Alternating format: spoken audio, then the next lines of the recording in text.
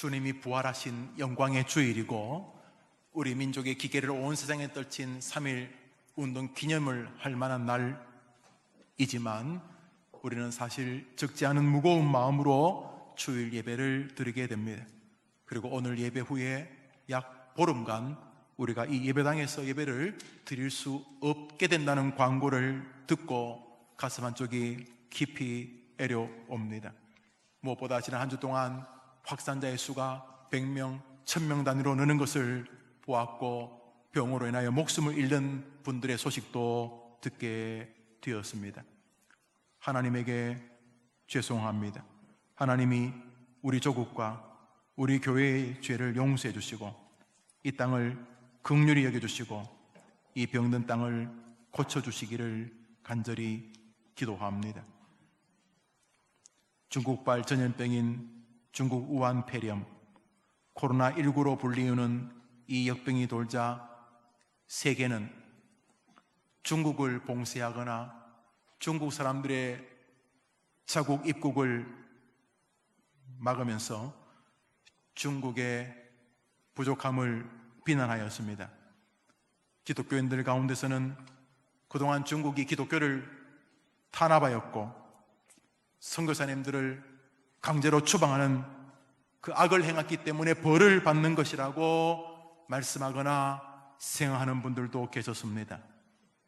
그리고 곧이어 2000년 교회 역사 가운데 가장 특이하다고 불리워지는 이단 집단 기성교회 교인으로 변장하여 들어가서 속임과 거짓을 포교의 도구로 쓰는 일명 신천지 예수교 증거장막 성전이라고 하는 이 온전치 못한 세력들을 온 세상에 다 드러내시는 것을 보면서 하나님이 저 악한 이들을 징계하시는구나 라고 생각하는 분들도 적지 않으셨습니다.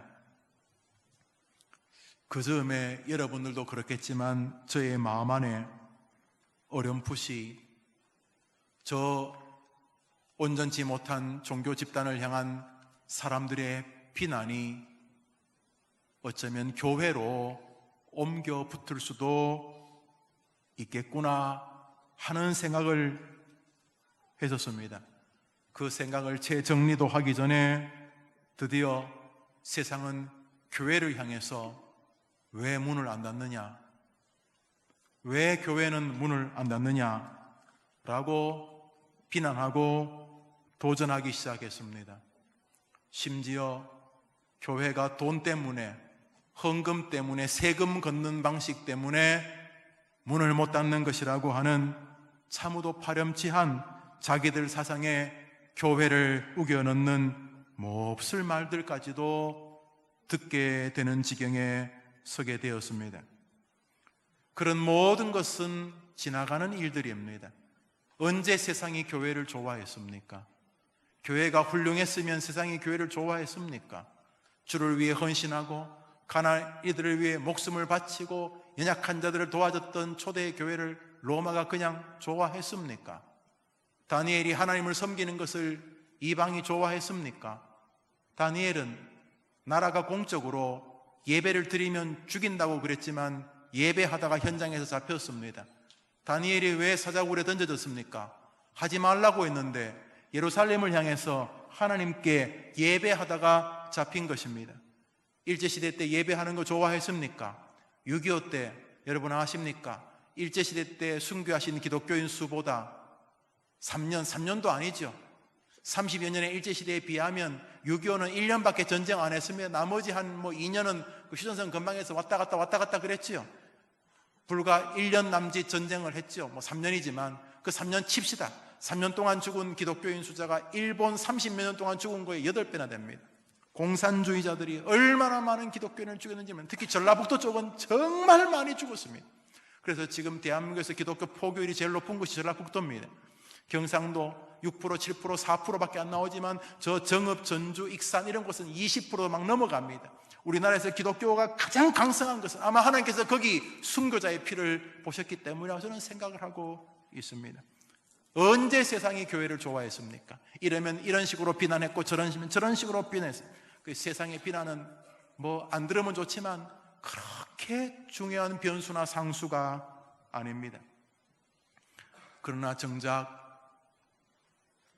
말씀을 준비하면서 저 신천지를 향한 비난이 시작될 때쯤 제 마음에 드는 생각은 오늘 설교 제목이었습니다. 하나님이 우리 조국 교회의 예배를 기뻐하지 않으시는 건가? 라는 생각이었습니다. 중국 우한도 하나님의 초점이 아니시고 신천지도 하나님의 주된 관심이 아니고 그거는 그냥 맛보기이고 그건 오픈게임이고 정말 하나님의 관심은 이 대한민국 세계 선교 2위 그 찢어지게 가난한 대한민국 6.25 직후에 세계에서 최고 빈국이었고 우상 숭배에 쩌들어 있던 이 대한민국을 하나님의 자비로 1000만 기독교인을 만들어주시고 세계에서 제일 큰 교회들이 여기 있게 하시고 세계에서 제일 많은 선교사를 보내는 미국 다음의 나라가 되게 해주시고 한 해 배고파 죽는 사람보다 배가 불러서 생기는 병들, 고혈압, 동맥경화, 심혈관계통, 잘 먹어서 생기는 병 때문에 죽고 한 해 살을 빼기 위해서 도는 돈이 몇 억, 몇 조 혹은 뭐 10여 조까지 된다는 어마어마한 돈을 배가 터져 죽을 만큼 부유하게 해주셨는데 이 대한민국 교회가 하나님 앞에 예배하는 모습이 하나님이 싫어하신 것은 아니실까? 중국 우한, 신천지는 작은 이야기라면 진짜 크게 말씀하고 싶으신 것은 이 조국의 교회가 혹시 아니실까라는 생각을 하게 되었습니다. 방송은 제가 본 적이 없습니다만 신문이나 또는 글은 읽었습니다. 교회를 향한 비난. 불과 얼마 만에 관심이 교회 쪽으로 향합니다. 왜 교회는 문을 안 닫느냐? 왜 교회는 문을 안 닫느냐? 라는 이야기였습니다. 책임을 회피하려는 희생양을 찾으려는 뉘앙스도 일부분 보이는 것 같고 평소에도 교회를 싫어하는 안티적인 사람들이 영합하는 느낌도 일부분 받습니다. 사람이 많이 모이는 것이 전염의 이유이고 예배당 문을 닫으라는 이유라면 이런 밀집도와는 비교도 안 되는 지하철, 서울에서만 하루에 약 780만에서 800만이 타는 지하철, 부산, 대구, 대전을 다 합치면 하루에 1000만 이상이 매일 타는 지하철은 이런 예배당 공간에 협소함이나 밀폐성과는 비교도 안 됩니다. 스크린 도어까지 있어가지고 거기 들어오는 바이러스는 거의 빠져나가기가 어렵다고 하지 않습니까? 교회 문을 닫으라면 지하철부터 문을 닫으라고 해야 되지 않습니까? 교회 문을 닫으라고 하면 시내 버스부터 그 밀접하게 아주 밀집되고 밀폐해 있는 버스부터 문을 닫으라고 해야 되는 것 아닙니까? 그럴 수 없겠죠. 나라를 전 세계에 마비되었다고 광고할 것이니까. 그러나 저는 교회의 문을 닫으는 이야기를 틀리다 옳다는 말을 하려고 하지 않습니다. 교회의 문을 닫으라고 한다면 만일 그것이 밀폐하고 제한된 공간이라면 훨씬 더 밀집되어 있는 지하철을 닫으라고 해야 된다고 저는 생각을 한다는 것이죠. 그러나 제 말은 그 음성이 하나님의 음성일 수 있지 않는가 하는 것입니다. 세상에서 무슨 의도를 가졌든 세상이 교회를 희생양으로 잡든 비난을 하든 야유를 하든 말이 안 되는데 교회부터 닫으라고 한다든지 언제 끝날지도 모를 이야기를 한다든지 이런 이야기가 옳고 그름이 아니라 이 말들 속에 왜 교회 문을 안 닫느냐? 왜 교회 문을 안 닫느냐 하는 말 속에 진짜 하나님의 음성이 담겨 있는 것이 아닌가 하는 생각이 제 마음에 자꾸 들기 시작해서 여러분 가운데서도 그런 분들이 분명히 계실 것입니다. 왜냐하면 하나님께서 성전문을 닫았으면 좋겠다고 하셨던 적이 있었기 때문입니다. 말라기 1장 읽습니다. 성경 읽읍시다. 시작. 만군의 여호와가 이르노라 내가 너희 중 하나인들 받겠느냐? 만군의 여호와가 이르노라. 너희가 내 제단 위에 헛되이 불사르지 못하게 하기 위하여 너희 중에 성전문을 닫을 자가 있었으면 좋겠도다. 내가 너희를 기뻐하지 아니하며 너희가 손으로 드리는 것을 받지도 아니하리라. 너희 중에 성전문을 닫는 자가 있으면 좋겠다. 하나님께서 나는 너희 중에 한 명도 받지 않을 거다. 설교하는 김영우, 앉아서 예배드리는 집사님, 장로님들, 청년들, 나는 너희 중에 단 한 사람의 예배도 받지 않을 것이다. 너희들은 내가 기뻐하지 아니하는 예배를 드리고 너희들이 내가 기뻐하지 않는 것을 바치고 있는데 나는 너희들의 예배를 받지 않을 것이다. 하나님이 절규하십니다. 누가 저 몹쓸 놈들이 나한테 예배하지 못하도록, 헛되게 불사르지 못하도록, 나의 제단에 헛되게 예배하지 못하도록 누가 저 성전문을, 저 교회당 문을 좀 닫아가지고 예배당에 예배 못하도록 좀 했으면 좋겠다 하시는 하나님의 그 이글거리는 분노가 말라기에 있습니다. 아시다시피 말라기는 구약 성경의 마지막 성경입니다. 말라기를 위시하여 약 400여 년 동안 이스라엘의 예수님 오기 전에 마지막 구약 선지자인 세례 요한이 등장하기 전까지 약 450년간 우리 하나님이 침묵하십니다. 말라기 이후로 하나님이 말씀하지 않으십니다.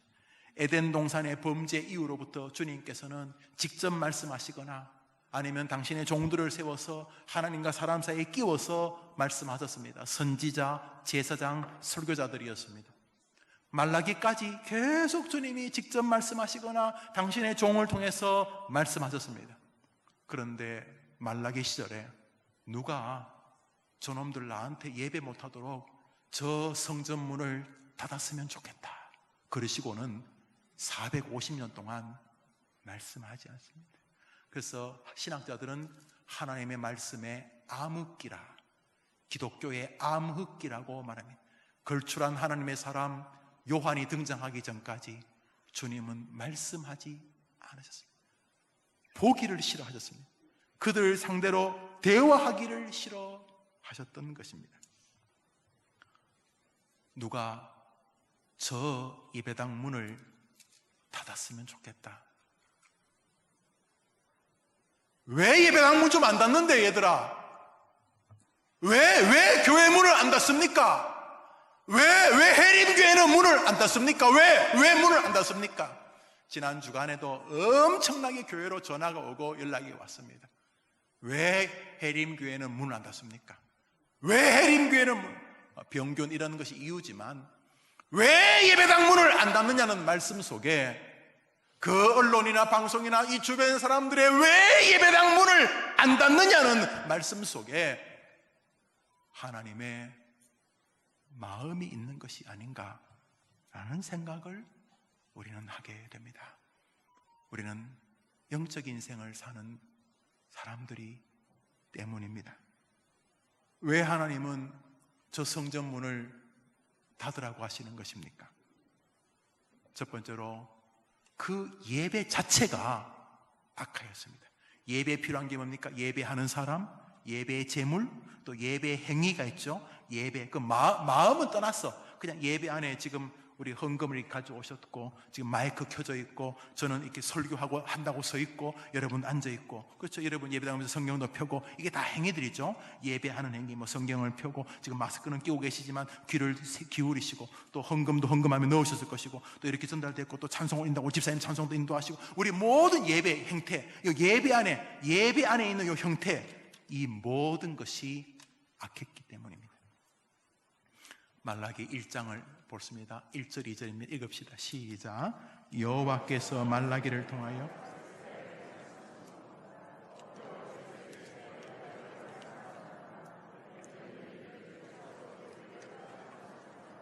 이게 무슨 말이냐면 하나님이 당신의 아픔을 주고받는 식으로 말씀하시는데요, 내가 너희를 사랑한다 라고 말씀하시는 거죠. 여호와께서 이르시기를 내가 너희를 사랑하였노라 그랬더니 사람들이 예배하면서 언제요? 하나님이 어떻게 우리를 사랑하셨는데요? 라고 동의하지 않고 있습니다. 지금 예배는 드리고 있어요. 예배는 드리고 있는데 하나님께서 내가 너희를 사랑하였다. 지난 한 주간 동안도 너희들을 지켜줬고 너희들이 이렇게 마음껏, 지금도 북한에서는 예배하면 죽이는데 잡아가는데 너희들이 마음껏 예배할 수 있도록 내가 너희에게 자유를 주었고 예배할 수 있는 믿음을 주었다. 내가 너희들에게 믿음을 안 주면 너는 지금 딴 데 가서 빌고 있거나 무신론자의 삶을 살 텐데 내가 너희들에게 은혜를 베풀어 예수 그리스도의 진리를 알게 하지 않았느냐. 그리고 내가 너희들이 기도하면 받아주고 너희들이 찬양하면 내가 기뻐하지 않았느냐. 너희 일거수일투족을 내가 지켜주지 않느냐. 주님께서 내가 너희를 사랑하였다 이렇게 말씀하시고 있는데 사람들은 뭐라 하냐면 예배하면서 언제요? 언제 하나님 나를 사랑하셨는데요? 어떻게 사랑하셨는데요? 예배는 하고 있지만 마음에 하나님을 향한 감사가 전혀 감사가 없는 헌금. 이 짐승 같은 인간이 앉아서 설교를 들어도 들을 자격도 없을 인간이 감히 하나님 앞에서 하나님과 사람 사이에 끼어서 설교자로 서 있는데 당연한 줄 알고 지가 아주 당연하게 설교할 수 있는 사람인 줄 알고 내가 너에게 김 목사 은혜를 베풀지 않았느냐. 설교 준비하면 죽을 뻔했어요. 난 설교 준비만 없으면 살 것 같아요. 이런 하나님에 대한 전혀 감격도 없이 헌금을 드린다. 여러분 이 돈 어디서 났습니까? 집에서 징크판으로 찍어서 씁니까 돈? 여러분이 열심히 노력할 수 있는 체력과 노력할 수 있는 환경과 직장은 누가 주신 것입니까? 일할 수 있는 생명은 누가 주신 것입니까? 하나님께서 내가 너를 사랑하였나 그러는데 예배 안에 있는 모든 형태가 아닙니다. 마음이 하나님께로 전혀 가지 않은 현상들이 등장을 하옵니다. 예배만 해도 다음 주에 여러분 교회 오셔서 예배를 드릴 수가 없습니다. 다음 주에 여러분은 교회를 못 오십니다. 그동안 우리는 너무나 예배를 드리기 어려워서 예배 드리고 싶어서 몸부림치는 사람들의 은혜를 만끽하면서도 감사를 몰랐습니다. 가끔 북에서 나오는 기독교인들의 편지를 볼 때가 있습니다. 오픈도 선교회에서 이사로 있으면서 사역을 하다 보면 그런 글들을 보게 됩니다. 그 글들 속에는 이렇습니다. 목사님, 마음껏 찬송이나 부르다 죽었으면 좋겠습니다. 부르면 될 텐데 못 불러요. 나의 갈 길 다가도록 주 예수보다 더 귀한 분은 없는데 노래를 못 불러요. 부르면 잡아가고 죽이기 때문에. 그래서 우리 선대 할아버지 때부터 우리가 믿음 생활을 지켰는데 이 공산 치하에서 내가 예수를 믿고 있지만 우리 집안은 오래전부터 할머니 할아버지가 예수 믿는 것을 우리에게 알려주셨지만 제가 교회를 다닌다는 말을 하는 순간 우리 집안은 지도새도 없이 이 마을에서 사라지게 될 것이. 찬송이나 마음껏 불렀으면 좋겠다.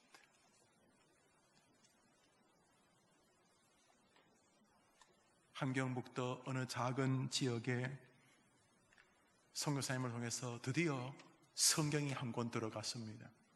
그랬더니 그날 저녁 몰래 그 지역에 있던 성도들 몇이 그 성경책이 왔다는 소식을 듣자 그 지역에 눈에 보이지 않는 교회의 지도자였던 어떤 성도 어르신께서 선교사님이 전해주신 성경책을 기도하고 눈물로 감사한 다음에 성경책을 찢기 시작합니다.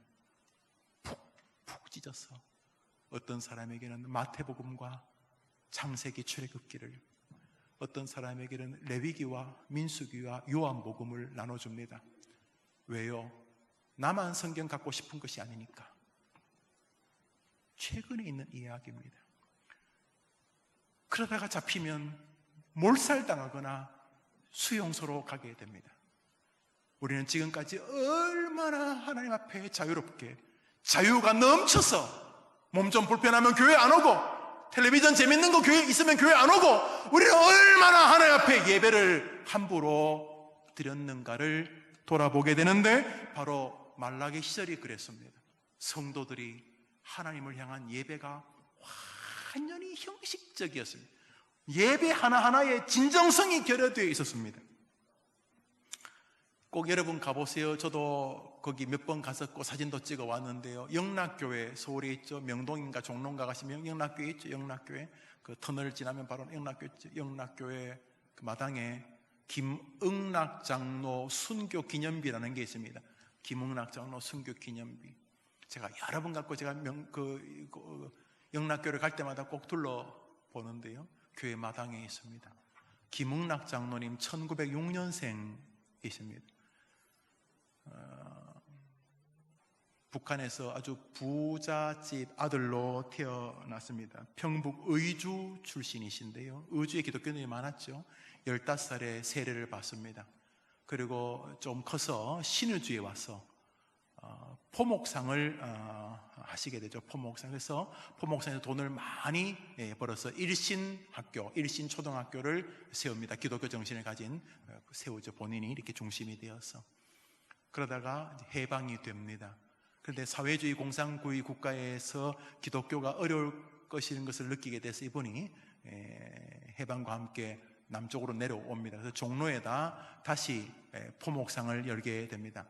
돈을 많이 벌어서 지금은 이제 통합 측 신문, 우리 교단의 기독신문 같은 기독 공보를 그 신문사가 경제가 어렵다는 걸 듣고 기독 공보를 인수하십니다. 신문사를 인수하죠. 부자이셨죠. 이분이 1945년도 그 근처에 북한이 고향인 분들이 자꾸 남쪽으로 내려오니까 이분들과 예배를 드리기 위해서 베다니 교회라는 것을 한경직 목사님과 함께 세우게 됩니다. 한 30명쯤 모인 조그만 교회를 시작하죠. 영락교회의 전신, 영락교회를 세우게 됩니다. 1945년에 세운 영락교회죠. 45년 제가 알기로. 그런데 열심히 교회를 세워서 불과 몇 년 만에 교인 수가 많아지게 됩니다. 그래서 교인들이 헌금을 해서 지금 있는 교회 앞에 건물을 세우게 되면 석조 건물로 세우죠. 그게 1950년도 6월 2일인가 3일에 이 영락교회 예배당을 건축합니다. 그리고 21대 6.25가 나옵니다. 그때 한경진 목사님과 영락교회 교인들은 피난을 같이 다닙니다. 혹시 전쟁 나면 우리 같이 다닙시다. 싫으면 말고 영락교회 전쟁이 나서 가는 곳마다 대전에 가서 예배드린 곳이 대전 영락교회, 뭐 부산 영락교회, 뭐 대구 영락교회, 뭐 제주 영락교회, 이렇게 영락교회 교인들은 같이 피난을 다녔기 때문에 가는 곳마다 예배당을 세우죠. 그때 김응락 장로님이 자기가 교회를 안 떠나려고 하면 다 고민하는데 목사님 여기 누군가는 지켜야 되니까 목사님하고 교인들 다 돌아올 때 제가 교회를 지키고 있겠습니다. 그럽니다. 아무리 말로 해도 안 되기 때문에 김 장로님이 예배당에 남습니다. 그분은 전쟁에 나서 교회당을 청소하고 날마다 기도가 있습니다. 결국 인민군이 쳐들어옵니다. 다 피난하는데 김은학 장로가 있으니까 너 누구냐? 나는 이 교회 장로다. 그 순간 얻어맞고 교회 지하에 갇히게 됩니다. 그리고 무슨 일 있으면 노동하고 일을 하고 그렇게 하셨습니다. 또 갇히고. 이분이 가라고 가지 않고 계속 교회 근처에 계셨던 것이죠. 인민군들은 영락교회 예배당을 그 무기를 넣는 창고로, 무기고로 또 뭐 사무실을 뭐 본부로 쓰고 있었습니다. 그러나 아시죠? 곧 서울 수복이 되죠. 서울 수복이 되고 유엔을 비롯한 군인들이 다시 서울로 올라오게 될 때 인민군들이 영락교회 지하에 갇혀있던 김은학 장로님과 몇몇 청년들을 데리고 오는데 김은학 장로님이 그 인민군이 자꾸 서울 안터면서 청년을 도망가게 합니다. 그리고 자신이 이렇게 예배당으로 올라오게 되는데 어른이 아마 죽음을 직감하신 것 같습니다. 김은학 장로님이 자기를 데리고 교회 마당으로 이제 쏘러 가는 거죠. 죽이고 가려고 김은학 장로님을 데리고 예배당으로 올라가서 마당으로 내려가려고 할 때 김은학 장로님이 그 인민군에게 부탁을 합니다. 딱 5분만 예배당에서 기도하게 해달라고. 인민군이 너무 기가 막혀 하지만 이분이 이제 어차피 죽을 것이냐 수갑찬채로 예배당에 가서 무릎을 꿇고 기도를 합니다. 몇 분간 기도를 하십니다. 그때 인민군 근처에 있던 분들 가운데 인민군과 같이 동행했던 분들, 뭐 살려고 그러겠죠. 인민군에 부역했던 분들이 계시지 않습니까? 그분들이 그걸 다 보았습니다. 그리고 이분들이 인민군이 갈 때 갔다가 내려왔다가 이러면서 결국 정착하셨는데 그때 기록이 다 남아 있습니다. 이 김은학 장로님이 예배당으로 들어가실 때 찬송을 부르셨다고 합니다. 나의 기쁨 나의 소망 되시며 나의 생명이 되신 주 밤낮 불러서 찬송을 드려도 늘 아신 마음뿐일세. 이 찬송을 부르시며 예배당 안에 들어가 잠시 기도하셨습니다. 한 1, 2분. 그리고 기도를 끝마치고 인민군을 향해서 손을 이렇게 드셨답니다. 그때 인민군들이 기관총으로 장로님을 향해 쏩니다. 교회 계단에서 소천하셨습니다. 나이 45세이셨습니다. 이 서울 영락교회가 서울에 있는 대형 교회들이 막 이렇게 이런저런 이유로, 물론 뭐 국민들의 안전을 위한 것도 있지만 이런저런 이유로 예배당 문을 닫는 것이 마치 샤프하고 조금이라도 예배당 문을 빨리 닫으면 깨어있는 교회같이 만드는 이 이상한 방식한테 영락교회는 끝까지 버티셨습니다. 우리 교회는 75년 동안 예배를 안 드린 적이 없었습니다.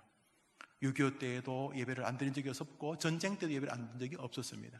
우리에게는 저 교회 마당에 있는 김웅락 장로님 같은 분들이 교회를 지킨 것이기 때문에 예배당에서 예배를 드리지 않는 것을 우리는 견딜 수 없다고 해서 영락교회가 서울에 있는 몇만 명 모이는 대형 교회 중에 하나죠. 그 교회가까지 예배를 드리겠다고 했는데 견딜 수가 없었던 것 같습니다. 그 홈페이지에 목사님이 올린 글을 봤습니다. 정부 기관에서도 또 높은 고위층에 계신 분들도 찾아오시고 또 기자들도 압력성으로 진을 치고 있고, 그래서 교회가 사회의 주목을 받는 상황이 되고 이런 저런 이유로 어려움에 처해서 비통한 심정으로 영락교회도 오늘 예배를 드리지 않는다는 글을 했습니다. 제가 너무 아쉬웠습니다. 제가 이렇게 말할 개제도 안 되는 인간이지만 대신에 저는 한경진 목사님 참 존경합니다. 그 어른이 피난해서 돌아온 다음에 김문학 장로님의 그 죽음의 소식을 듣고 대성통곡하며 영락교회는 바로 이 어른의 피에 서 있다고 하면서 교회 앞에 돌아와서 전쟁이 끝난 다음에 기념비를 세우게 되었지요. 여러분, 우리 조국 교회는 이런 피에 의하여 서 있었습니다. 그러므로 영락교회 교인들이 예배를 생명처럼 대하지 않았겠습니까? 그렇죠? 주로 북에서 오신 분들이 중심이 된, 지금은 그렇지 않습니다만 그 교회가 얼마나 생명처럼 예배를 아니 우리 대한민국 교회가 그렇게 생명처럼 예배를 대하지 않았습니까? 예배하는 것만으로도 총으로 쏴 죽이는 그런 상황이 아니라 자유롭게 예배할 수 있는 것만으로도 너무도 감격하며 예배를 드리지 않았습니까? 그런데 시간이 지나면서 이스라엘은 하나님 앞에 어리석고 교만해지기 시작했습니다. 말라기 1장 7절 8절을 읽읍시다. 읽습니다. 시작. 너희가 더러운 떡을 나의 제단에 드리고도 말하기를 우리가 어떻게 주를 더럽게 하였나이까 하노다. 너희가 눈먼 희생 제물을 바치는 것이 어찌 악하지 아니하며 저는 것 병든 것을 드린 것이 어찌 악하지 아니하냐. 그들이 예배당에 와서 하나님께 제물을 드리는데 뭘 드리냐면 더러운 떡을 드립니다. 더러운 떡. 눈먼, 좋은 제물은 자기들이 팔고 눈먼 제물, 병든 것, 부족한 것. 하나님이 뭐라 그러냐면 너희들이 사람에게도 하지 않는, 총독에게도 주지 않는, 너희들이 네 부모와 자식에게도 주지 않는 더러운 떡을, 좋은 음식은 방금 따끈따끈한 밥은 자기들이 먹고 앞에 계신 하나님에게는 3주쯤 되어서 곰팡이 피고 쉬었던 떡을 하나님께 드리면서 하나님 제 예배를 받아주십시오, 하나님 제 예배를 받아주십시오 라고 하고 있었다는 것입니다. 누가 저 따위로 예배하는 대한민국 교회 문을 닫았으면 좋겠다는 외침이 저 세상 사람들의 입을 통해 지금 들리고 있는 것은 아닌가 하는 것입니다. 우리 자신에게 우리는 정말 그동안 생명 다해 예배를 지켰던 그런 사람들의 반열에 서 있는 신앙인이 맞는가? 아니면 아닌 것 같지만 하나님을 향해서 늘 대수롭지 않은 좋은 것들은 다 나에게 있고, 좋은 시간, 좋은 생각, 좋은 것들은 다 내게 있고, 하나님은 쓰레기. 자, 보세요. 하나님, 자, 받으세요. 하나님, 실험 말고. 하나님 이것도 고마운 거예요. 이거예요. 하나님께 드리는 예배가 저러지 않았는가? 하나님은 우리에게 이렇게 말씀하셨습니다. 신명기 17장입니다. 읽읍시다. 시작.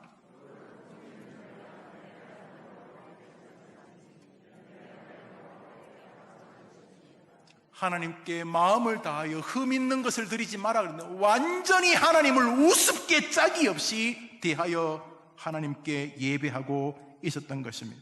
그래서 하나님이 이런 식으로 나에게 예배하면 안 된다, 이건 나를 멸시하는 거다 그랬더니 이스라엘 백성들이 아이고 잘못했습니다 그러는 게 아니고, 언제요? 내가 언제 하나님 멸시했어요? 더러운 떡을 가지고 하나님께 예물이라고 드리면서도 하나님이 뭐라 그러면 이만하면 된 거 아니에요. 아무도 몰라요. 하나님과 그 사람만이 알아요. 한때 하나님을 사랑했던 그 겸비한, 깨어있는 예민한 신앙은 없고, 하나님을 거의 무기력한 신, 무능력한 신, 함부로 대해도 되는 신처럼 대하면서 목사 노릇, 집사 노릇 하고 있지 않는가 라고 주님이 물으시는 것은 아닌가. 저 예배당 문을 왜 안 닫는데요? 왜 해림교회는 예배당 문을 안 닫는데요? 라고 하는 세상의 소리 안에 주님의 마음이 담겨 있는 것은 아닌가 하는 것입니다. 백성들이 하나님께 말합니다. 내가 언제 하나님 멸시했는데요? 말라기 1장 6절입니다. 읽읍시다. 시작. 나 만군의 여호와가 너에게 이르노니 내가 아버지일진데 나를 공경함이 어디 있느냐? 내가 주인일진데 나를 두려워함이 어디 있느냐 하나 너희는 이르기를 우리가 어떻게 주의 이름을 멸시하였나이까? 하나님은 그런 식으로 예배하면 안 된다 그랬는데, 왜요? 이만하면 된 거 아니에요? 뭐 이만하면 됐죠. 실험 마세요. 하나님을 예배하는 태도가, 하나님이 너가 그런 식으로 내게 어떻게 예배하면 나를 멸시하고 있느냐, 그 모습은 하나님 앞에 와서 예배하는 것처럼 보이지만 너는 내게 예배하는 거 아니지 않느냐? 그랬더니 내가 언제요? 내가 언제 주님 멸시했는데요? 라고 주님께 대어들고 있는 태도, 예배 안에 모든 요소들이 다 망가져 있는, 더러운 떡을 주님께 드리고 병들고 눈먼 것들로 주님께 드리면서 이 정도 받으세요. 실험 말고요. 내가 이 정도로 예배해 드리는 것도 대단한 거예요. 하나님을 향한 경박하기 짝이 없는, 제 소견에 옳은 대로 지 마음대로 예배하는 해림교회, 대한민국 교회 왜 문 안 닫는데? 왜 문 안 닫는데 교회는요? 세상이 하나님의 대리자로 이 조국의 교회에 외치는 것은 아닌가? 중국 우한이나 신천지는 그냥 이 조국의 교회를 향한 진노의 도구일 뿐, 정작 하나님이 하고 싶은 것은 너희 교회가 교회 맞냐? 라고 말씀하시는 것이 아닌가? 예배 안에 있는 모든 요소들이 다 망가져 있었습니다. 말라기 3장입니다. 읽읍시다. 시작. 사람이 어찌 하나님의 것을 도둑질하겠느냐? 그러나 너희는 나의 것을 도둑질하고도 말하기를 우리가 어떻게 주의 것을 도둑질하였나이까 하노다. 이는 곧 11조와 봉헌물이라. 헌금조차도 헌금이 아니었습니다. 그냥 돈이었 돈. 그냥 돈 내는데 거기에 하나님을 향한 진심의 경배. 하나님이 나를 도와주셨구나. 분명히 굶어야 되는데 먹고 살게 해주셨구나. 살려주셨구나. 내게 일용할 양식을 주셨구나. 내 모든 것은 하나님의 은혜의 결과입니다. 헌금을 100원이든 1000원을 하든 헌금에 하나님을 향한 경배가 있어야 되는데 아니었어요. 헌금조차 도둑 마음이 가득한 것이었습니다. 그들이 드리는 모든 재물, 모든 헌금이 진짜가 아니었던 것입니다. 주님께서 그래서 말씀하셨습니다. 왜 너희 교회는 예배당 문 안 닫는데? 두 번째로, 예배 안에 있는 이런 내용들만 하나님 앞에 악한 것이 아니라 그 내용의 동기와 동의되는 마음이 먼저 악했습니다. 사실 이 두 가지를 구분할 필요도 없습니다. 그럼에도 불구하고 이런 더러운 재물, 제 마음대로 헌금을 한 자기 마음대로 하나님을 대하는 이런 모든 행위들의 밑바닥에는 마음, 뒤틀려진 하나님이 동의하지 않는 마음이 있었습니다. 말라기 1장 13절입니다. 읽읍시다. 시작. 만군의 여호와가 이런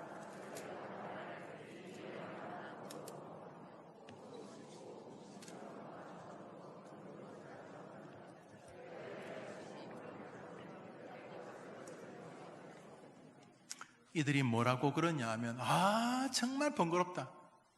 이 일이 얼마나 번거로운 거. 또 교회 가야 되나? 또 교회 가야 돼? 또 설교해야 되나? 또? 요즘 내가 뭐 설교하는 기계야. 정말 밥 먹으면 설교 좀. 정말. 또 설교, 또 설교해. 또 설교. 아이고, 지겨워. 예배 안에, 어느덧 마음 안에 하나님을 예배하는 것을 번거로워하는 마음. 번거롭다. 찬송도 번거롭고, 기도도 번거롭고, 장로님, 집사님, 권사님 기도하는 거 번거롭고, 설교도 긴 것도 짧은 것도 다 번거롭고, 예배도 번거롭고, 주일날 교회 가는 거 번거롭고, 교회 가는 것도 번거롭고, 예배 안에 하나님을 향한 경배와 사모함, 갈망, 그것이 없었습니다. 군대에 갔을 때 6주간 기본 군사 훈련이라는 걸 봤습니다. 아시죠? 6주 동안 무슨 교회가 어딘지도 모르니까 6주 동안 기본 군사 훈련을 합니다. 그래서 5주째 훈련을 마치고 6주째인가 교회를 가게 합니다. 제 기억으로는요. 그래서 저는 군대 가서 종교 행사는 그때는 못 한다고 하니까 그런 줄 알았죠. 그래서 너무 교회가 가고 싶은 거예요. 교회가. 저는 교회 젊을 때 왔다 갔다 하고 그랬습니다만, 그래도 불구하고 교회는 그런 주일날 안 빠졌는데 몇 주 동안 교회를 못 가다가 몇 주 만에 드디어 종교 행사. 자, 교회 가서 나와라. 몇 주 만에 교회를 갔는데 예배당이 꽉 찼습니다. 재밌는 거는 나하고 예배당 갔던 애가 점심 먹고 다시 불교도 가더라고. 불교도 나한테 갔다 교회 와서 초코파이 먹고, 그래서 초코파이 먹고 갔다 와서 불교 초코파이는 2개 줬다 그러고 많이 그렇게.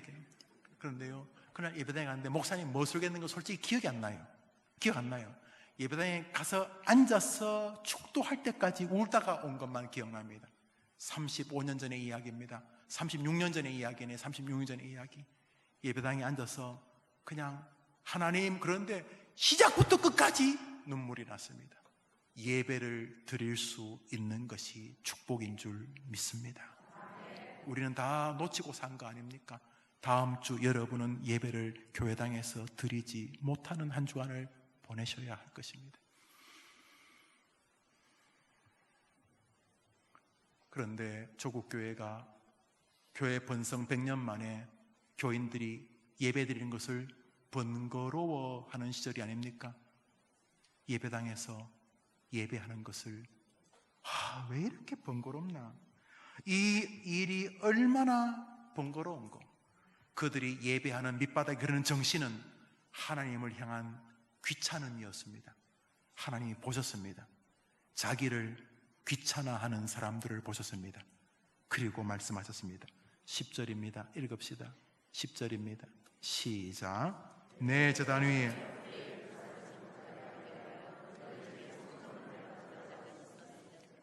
예배하는 것을 귀찮아하는 사람들의 예배를 싫어하셨습니다. 자기에게 예배하는 것을 귀찮아하는 사람들의 예배를 싫어하셨습니다. 그래서 사람들을 통해서 혹시 말씀하시는 거 아닙니까? 왜 너희 교회 문 안 닫는데? 이 지역에 사는 젊은 안악들의 입을 통해서, 그분들이 자기 자식들이 감염될까 봐 두려워서 전하신 거겠지만, 그 안악들의 입을 통해서 왜 해림교회 문 안 닫는데? 나 여호와를 귀찮아하는 놈들아, 왜 교회 문을 안 닫는데? 라고 하고 계시는 것은 아닌가? 우리를 돌아보게 됩니다. 또 하나, 교만입니다. 이 시대에 목사를 비롯한 교회 성도들에게 흐르고 있는 교만을 보십시오. 이렇게까지 성도들이 하나님께 교만한 적은 저는 없었다고 생각을 합니다. 우시야 임금 때 이런 일이 있었습니다. 우시야는 꽤 하나님의 은혜를 입은 임금이었습니다. 죽을 뻔할 때도 살려주셨고 전쟁 중에서도 하나님께서 이리저리 그를 구해 주셨습니다. 그랬더니 이 우시야가 슬슬 교만해지기 시작했습니다. 자기는 하나님의 특별 대우를 받는 사람처럼 생각하기 시작했습니다. 역대하 26장을 읽겠습니다. 읽읍시다. 시작. 그가 강성하여짐에 그의 마음이 교만함 여호와의 성전에 들어가서 향단에 분향하러 한지라. 제사장 아사랴가 우시하여 여호와께 분향하는 일은 왕이 할 바가 아니요 구별함을 받은 제사장들이 할 바. 성소에서 나가소서. 우시야가 화를 내니 그가 제사장에게 화를 낼 때 그의 이마에 나병이 생긴지라. 여호와께서 치심으로 우시야 왕이 죽는 날까지 여호와의 전에서 끊어져 별궁에 살았으므로. 우시야가 하나님께 예배하는데 자기가 예배를 자기 마음대로 집도합니다. 제사장이 예배를 그렇게 자기 마음대로 하면 안 됩니다. 그랬더니 화를 내기 시작합니다. 나는 예배 내 마음대로 할 수 있어. 우리 안에 그런 마음 있지 않습니까? 예배 내가 결정합니다.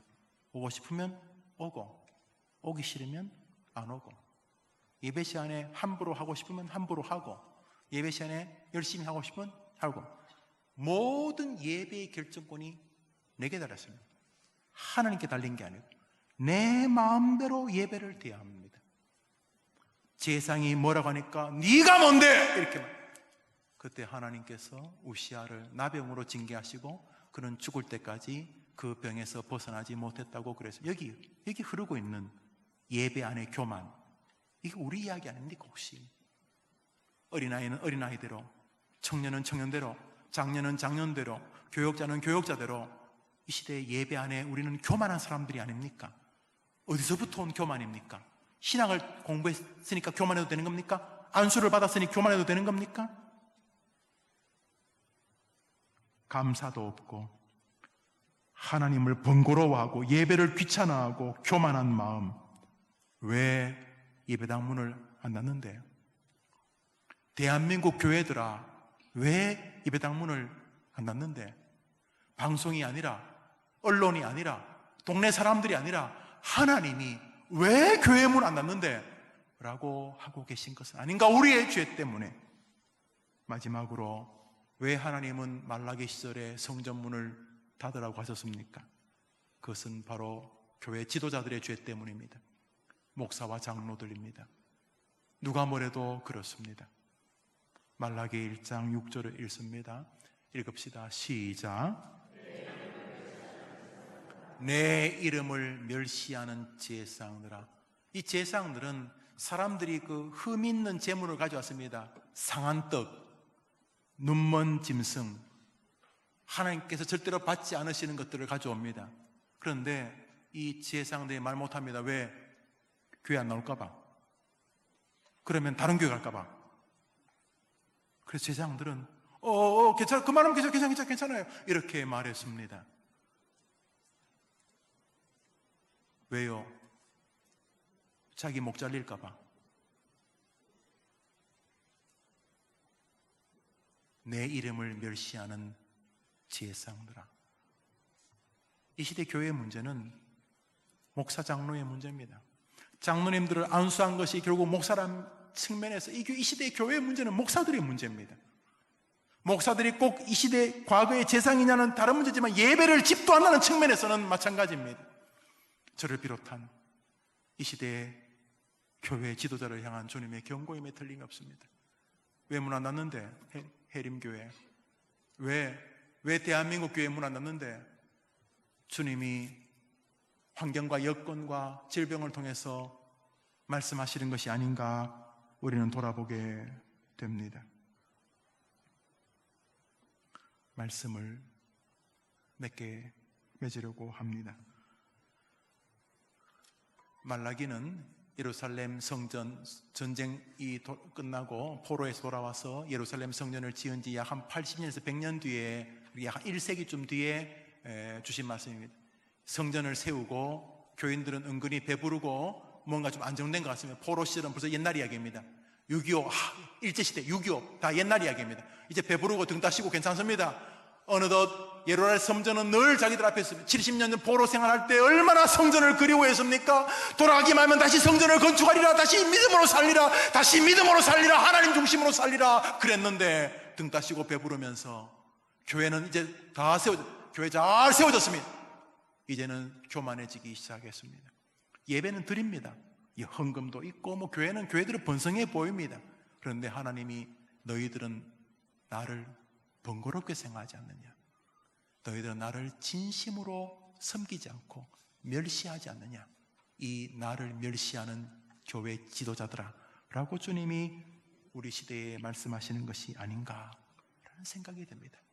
자, 여기까지 만일 그러하다면 우리에게 작지만 소망이 있게 됩니다.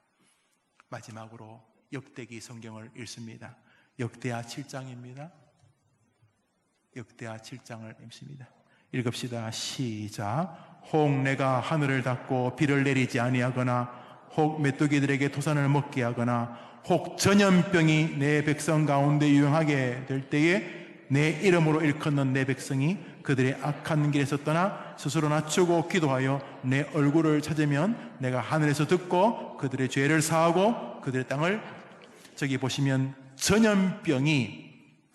전염병이 내 백성 가운데에 유행하게 할 때에, 전염병이 내 백성 가운데 이렇게 유행하게 할 때에 내 백성들이 악한 길에서 떠나 스스로 낮추고 기도하고 내 얼굴을 찾으면, 하나님 내가 죄를 지었습니다, 저를 용서해 주십시오, 이 교회를 용서해 주십시오, 우리 교회를 용서해 주십시오, 우리 대한민국을 용서해 주십시오, 이 대통령을 용서해 주십시오, 이 지도자를 용서해 주십시오.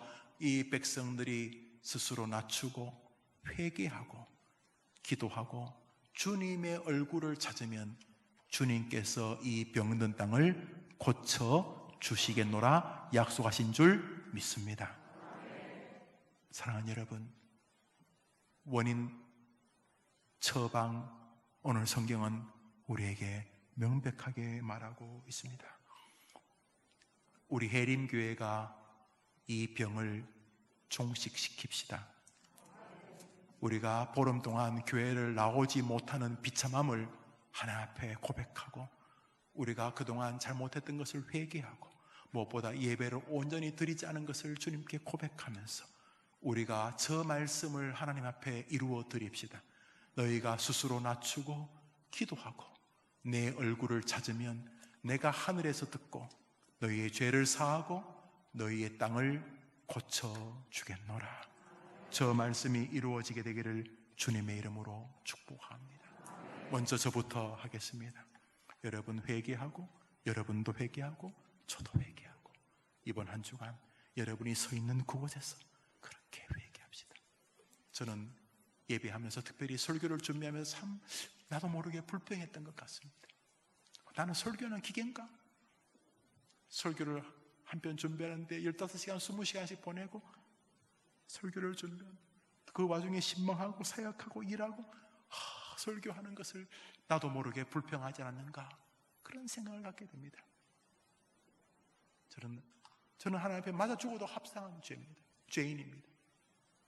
말씀을 설교를 하기 전에 설교하기 위해 성경을 읽을 수 있는 특권을 주셨던 것을 제가 너무 함부로 불평한 것은 아닌가. 여러분은 어떤 불평이 있습니까? 여러분은 어떤 하나님 앞에 잘못된 예배를 드린 적이 있으십니까? 그것을 회개합시다. 저는 사람들을 만나서, 특히 동기들을 만나서 불평했을 수도 있습니다. 아마 했었던 것 같습니다. 저보다 좀 더 나은 교회에서 대접을 받는 동기들이나 인근 목사님들이나 혹은 나보다 더 작은 교회를 담임하는 사람들이 더 좋은 대접을 받는 것을 보면서 나도 모르게 서운해하거나 혹은 또 불평했을 수도 있습니다. 여러분 어떻습니까? 여러분 지난 한 주간, 지난 한 달, 지난 시간을 살면서 어떻습니까? 우리가 우리의 약함을 내려놓고 하나님께 도움을 구합시다. 도움을 구합시다. 도움을 구합시다. 그래서 하나님의 은혜가 다시금 이 조국에 다시 다가오기를 주의 이름으로 간절히 소원합니다. 우리 찬송 한 장 같이 부릅시다.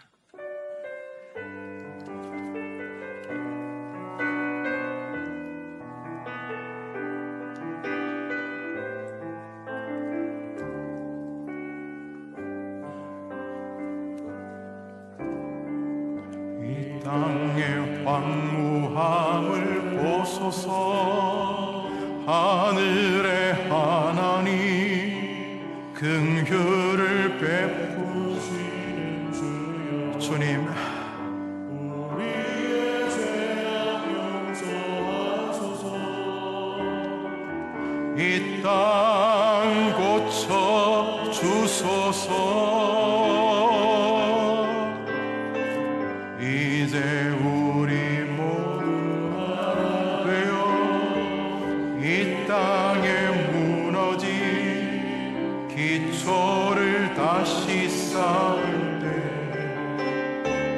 우리의 우상들을 태우신 성령의 물 임하소서.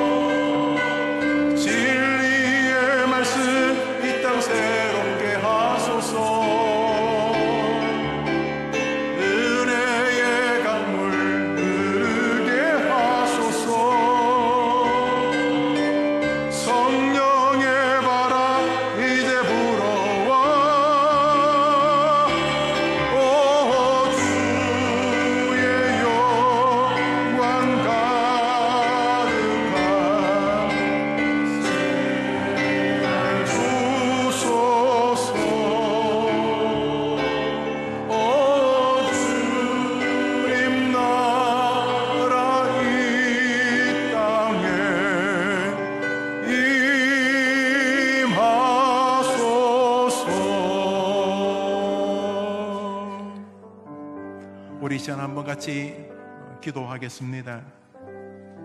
이 땅에 황무함을 보셨어요? 이렇게까지 사람이 서로를 두려워하고 무서워한 적이 있었습니까? 주님, 우리의 죄를 용서해 주옵소서. 주님, 이 병든 땅을 고쳐 주옵소서. 그리고 여기 많은 책임이 세상이 아니라 교회에 있을 수 있다는 마음을 갖게 됩니다. 우리의 예배가 다시금 하나님께로 돌아가는 예배가 되게 도와주옵소서.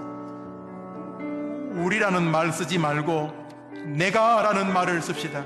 주님, 내가 이 예배당 문을 닫게 했습니다. 이런 마음으로 우리 같이 기도하고 우리를 고쳐주시도록, 이 땅을 고쳐주시도록 기도합시다. 우리 다 같이 기도합니다. 하나님 아버지,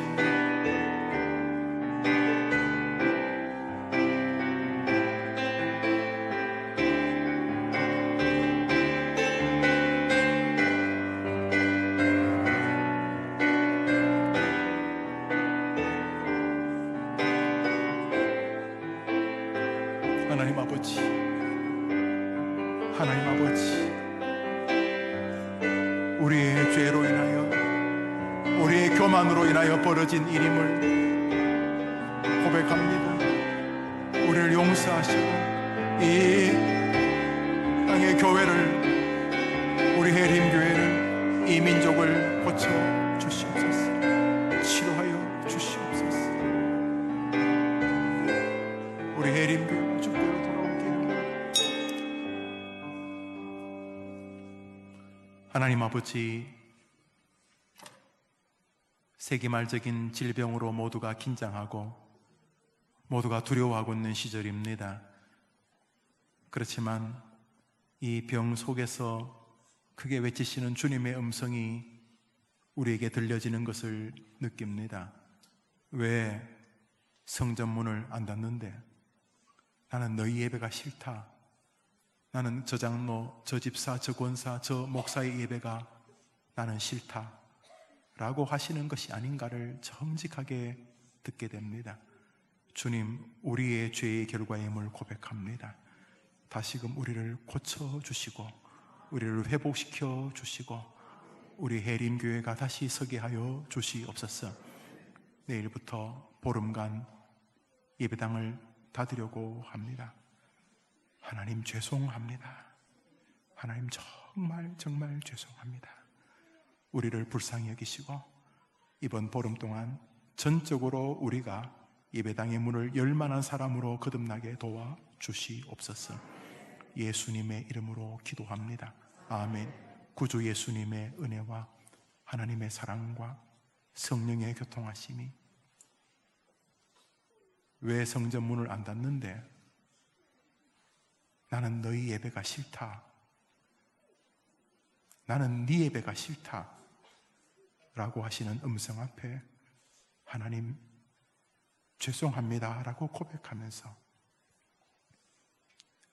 큰 꾸지람 속에서도 신락 같은, 그러나 너가 다시금 내게로 돌아오고 너를 낮추고 내 얼굴을 구하면 내가 병든 너희를 고치겠다고 하시는 그 말씀 붙들고 믿음으로 한 주간 살아보리라 결심하는 우리 모든 성도들, 저들의 가정, 저들의 기도 제목, 저들의 강건함 위에, 우리 조국교회 위에 특별히 이 시간도